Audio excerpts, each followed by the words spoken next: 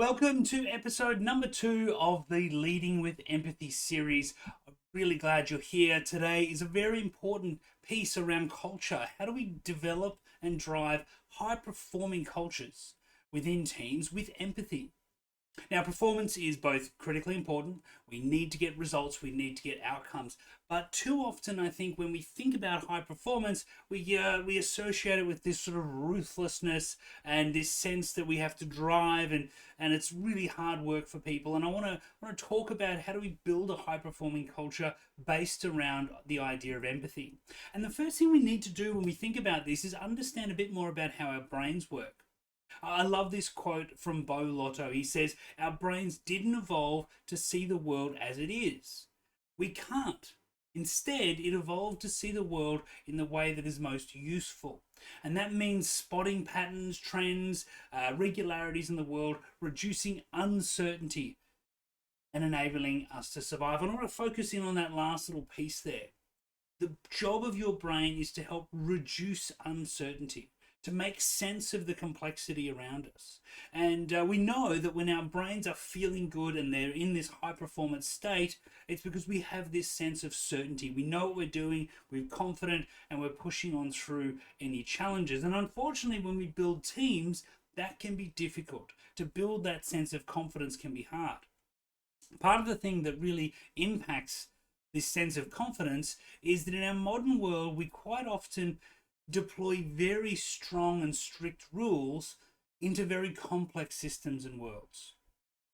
Now, this is interesting. When you think about it, rules, policies, processes, these things are something that you would never debate are important in organizations. We must have some policies and rules and things like that that help guide what we do, when we do it, and how we should interact with each other. But we need to be a little bit cautious, because what we tend to do is we build rules in an ideal state. And then we deploy these rules into a very, very complex and ever-changing world, expecting that they're going to work just fine. And so often, that's not exactly the case. An example might be if we think about road rules. Not long ago, we built road rules for bicycles and road rules for motorbikes, because these were two very distinct categories. Unfortunately, what we found today is that that is no longer the case. We now have e-bikes and motorized scooters and all these different things that sit between those two nodes. And the rules are designed for these two nodes, not for all these things in between, and therefore we get challenges. Now, in your team, in your workplace, similar things happen.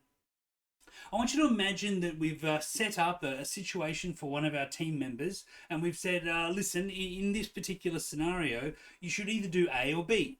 A or B. You can choose, you have to make a choice, but A or B are the choices you've got. Now, we deploy that into this very complex world where there's lots of exceptions and things can go wrong.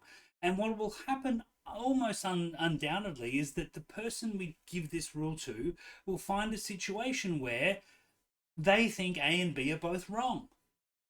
They look at the situation and think, well, actually, neither of these things is the right thing to do. What do I do now?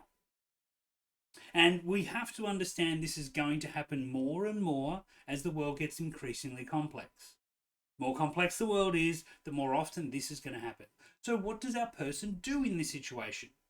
Well, they sort of have a few options. One of the big options they have is to break the rules, right? So they know A and B are both wrong, so why not choose C? C is outside the rules, but it's probably the right answer. I'll just choose C. And maybe that's what you'd want them to do. However, if the culture I'm working in is one that says, we don't break the rules here. Breaking the rules is dangerous. We should just do what we're told. Which, unfortunately, a lot of organizations have that culture, don't they? If my person is considering that, then they might think, well, if I choose C, what's going to happen to me? Am I going to be okay? This might be unsafe. It might feel uncertain. And their brain, remember, is there to reduce uncertainty. Their brain will probably think this is a dangerous thing to do. Now, this is a problem because if that person is in that situation and they don't know what else to do, they will typically do this next option, which is to just choose A or B. But they have to do one more thing. They can't just choose A and B. They have to choose A or B and then not care anymore. They have to disengage. They have to not be so confident. They have to not care about the outcome. They can't care about it. It's wrong. They know it's wrong. You force them into making this choice and they know it's wrong. And you'll hear people tell you this is going on for them. They'll say things like, it's not me, it's the rules. It's not me, it's the policy. It's not me, it's the system. It's not me, it's something else. They are telling you that they don't care because of this complexity outside. Now, you might be thinking, well, what do I do with this? So I want to show you a little video now because the challenge, as I said, is that the world is complex. But complexity is increasing at a rapid pace, and we've got to try and manage that. Let me show you this little video that highlights just how complex things are.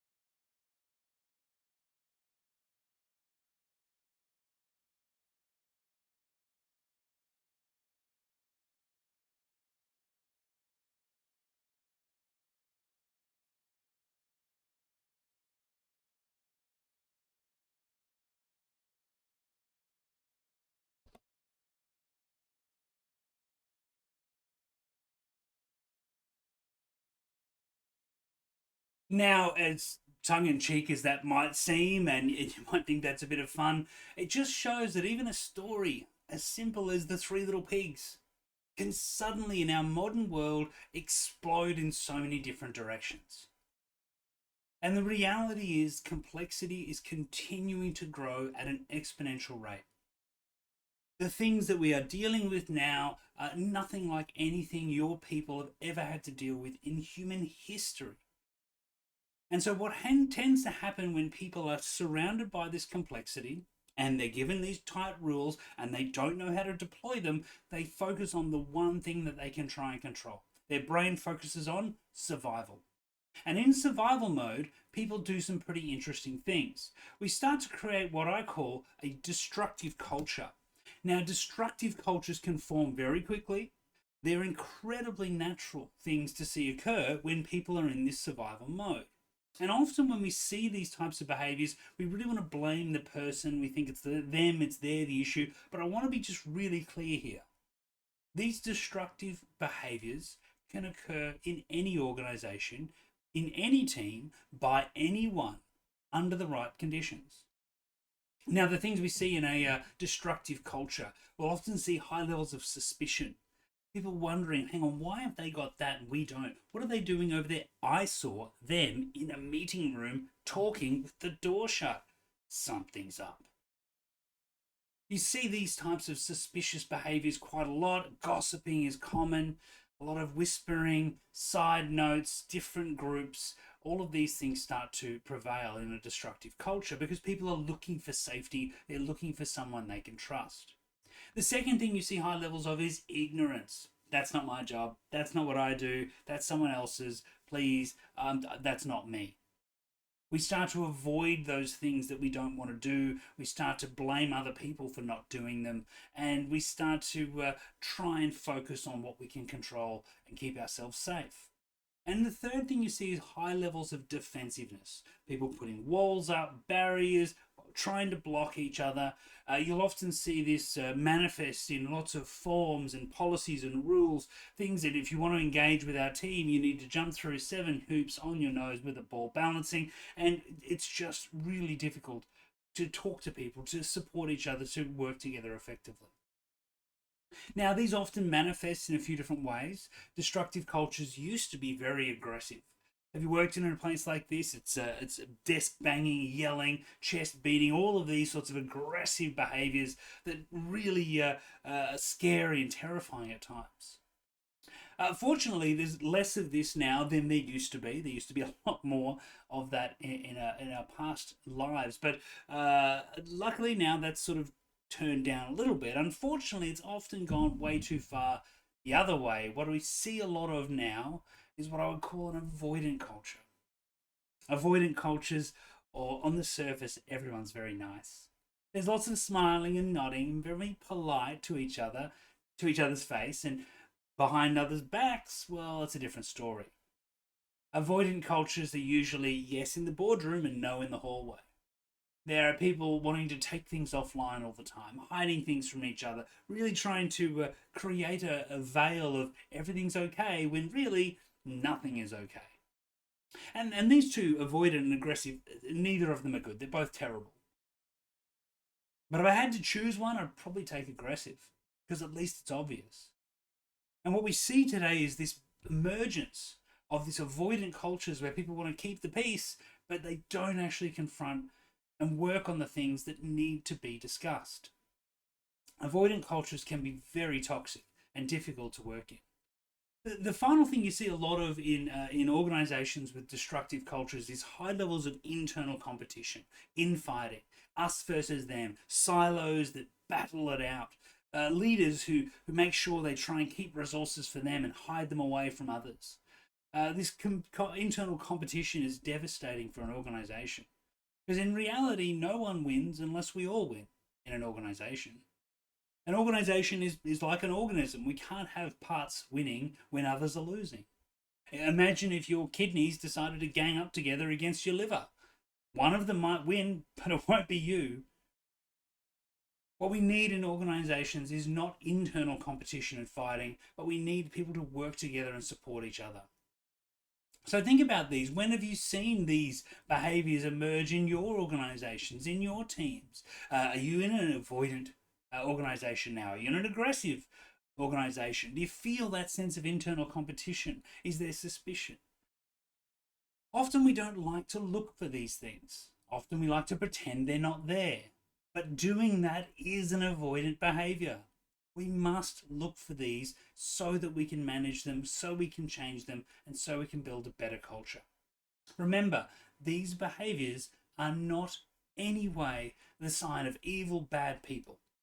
They are incredibly natural and normal responses to people feeling unsafe, uncertain, and challenged in their workplace. So what does a good culture look like? Now, the great news is there's lots of research on this. Organizations like Google and others have done lots of massive research to find what are those components that really drive high performance within a team. And I'm going to break it down to just 3 major components for you. The first one, teams that are high performing have high levels of trust. Now we need to pause here and talk about this a little bit because trust is different from rapport. We get this mixed up sometimes, don't we? We think I need to like you when actually I need to trust you. The difference is very stark. I don't need to like my dentist. But gee, I better trust her before she puts the drill in my mouth, right? And we've all got a friend. I'm sure you've got a friend. You'll think of one straight away who you like them, but you wouldn't trust your kids with them, right? You see, trust is something very different. Trust is built on reliability, credibility, intimacy, and understanding of each other. And what you need in an organization is, in a team, is high levels of trust. Rapport can come after, and if you've got both, great. But if you can only choose one, it must be trust. The second thing you get in high performing organizations is a deep level of understanding about each other's work. Remember, we're in a complex world, things are changing rapidly, and we need to understand what I do and how it impacts others, what they do and how it impacts each other, and then how all of these pieces go together to create a bigger outcome. That level of understanding is absolutely critical in our modern world. If we don't understand, what you'll see quite often is a team over here make a decision which is good for them, but the downstream consequences are terrible for someone here. So understanding, building understanding is very, very important. The third critical factor is high levels of curiosity. What you see in high performing teams is people ask lots of questions. Hey, why do we do that? Why are we doing it that way? Could we do it differently? Let's explore it. Let's ask the questions. Now, you can see that these three things start to work together, don't they? Because with high levels of trust, I can ask lots of questions. When I'm asking questions, I build understanding. When I understand more, I can trust more. And we can get this virtual spiral upwards. Although we need to be careful because we can equally get it going down, can't we? It only takes a few comments for someone to say things like, oh, look, we haven't got time to ask questions. For curiosity, dial down a little bit. When curiosity starts to drop, understanding will naturally drop. Stick to your work, do your own things, don't worry about us. Understanding will have to suffer. And when understanding suffers, trust will take a hit. And down we will spiral. I once worked with a senior leader who said, oh, look, we don't ask questions. I tried that with my team. I said, look, anyone can ask any question, go. And no one asked anything. Because if we don't have the trust there, if it's not safe to ask, of course they won't ask. And the beautiful thing is when you get these things right, magic happens. When you have high levels of curiosity and understanding, you breed innovation. People start finding new ways of doing things because they're always looking, they're always asking the questions. When you have high levels of trust and understanding, you get agility. I often work with teams who go, we want to be more agile, and I go, that's great. What's slowing you down? And the number one thing that slows them down is decision making. Every time we need to make a decision, we need a committee to decide who the committee will be. We have to get 15,000 people involved. We have to have surveys. And at the end of this 16-week process, we might start to shortlist the ideas for potentially changing something one day. In high performing organizations with high levels of trust and understanding, people will say things like, hey, Jeff, I can't make that meeting this afternoon, but I know you're going. You've got my back. Just make the decision for me. I don't want to hold us up. That's how we can get faster. The third thing you get in high-performing organizations is high levels of constructive challenge. People challenge each other. They debate, they discuss, they disagree, and that is so vital. If your teams are agreeing quickly, that should be an alarm bell. Because they're only discussing issues which aren't that difficult, or they don't care. Challenge is vital. We need to create an environment where people can argue and disagree safely. So think about it now. Look at these three factors. How would you rate your team in terms of trust, understanding, and curiosity? How would you see your team performing in terms of the levels of innovation? Are they asking questions? Are they challenging each other? And if they're not challenging each other, we need to start back at these three basic concepts. How do we foster more trust in our team? How do we build a team of deep understanding, getting to know each other? And how do we foster more curiosity in our workplaces? If you want more advice on how to do these things, please reach out. I'm always here to help you and support you. And I hope this has really helped shine a light on how we need to build high-performing organizational cultures, and we need to lead with empathy. Until next time, take care.